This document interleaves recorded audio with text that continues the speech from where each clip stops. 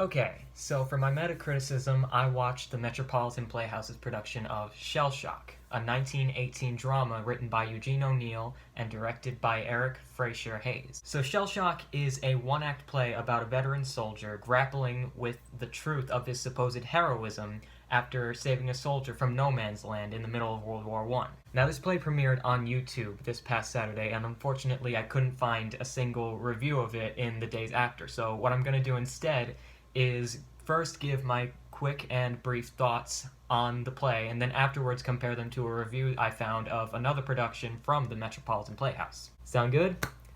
Let's jump into it. I thought this production was pretty well done. I thought the abstract painting of a nightclub was a very creative idea for the actors' green screen backdrops, and the performances, for the most part, were really good, with Willem Long, the man who plays the veteran soldier, easily being the standout for me. I unfortunately wasn't a huge fan of Raphael Jordan's performance, though. He plays a therapist of sorts for these soldiers, and I found a lot of his line delivery in certain key moments either really cheesy or lacking in intensity. And while I do like certain reveals and how the play wraps up and ties loose ends, I found the road to getting there very bumpy and monologue heavy. There were times, specifically with Long's character, that I found the monologues to be really effective and emotional, but other times I thought they were kind of just unnecessary and I was kind of just ready to move on. Also, I know this isn't really anyone's fault, it's more so just a product of us theater people still trying to get used to working with Zoom, but for the first 10 minutes or so, there was a delay in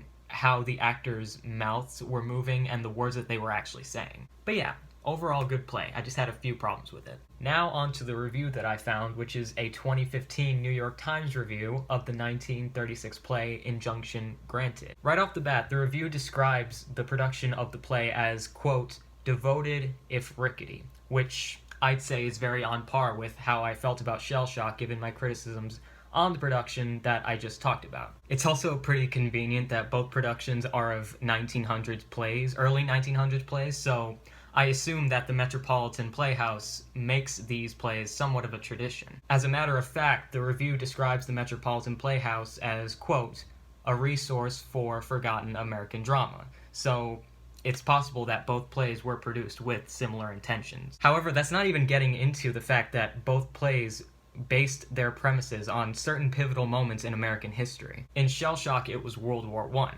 In Injunction Granted, it's the post-war labor union strikes, which both plays were written around their respective times with, unfortunately, timeless and relevant themes. I do think, however, that the review was more critical of certain things, which leads me to believe that they liked Injunction Granted a lot less than I liked Shell Shock. It even goes as far as saying certain parts were, quote, clumsy, with dropped lines, missed cues, and scattershot lighting and sound. Now, I do think this has to do in part with the fact that I watched a virtual production and this person didn't. Still, kinda harsh criticisms. Then again, I wasn't there, so they could have been 100% right about all those things for all I know. Overall, I think this critique correlates pretty well with mine, with just a few exceptions. Moral of the story? Go watch a production from the Metropolitan Playhouse, I suppose.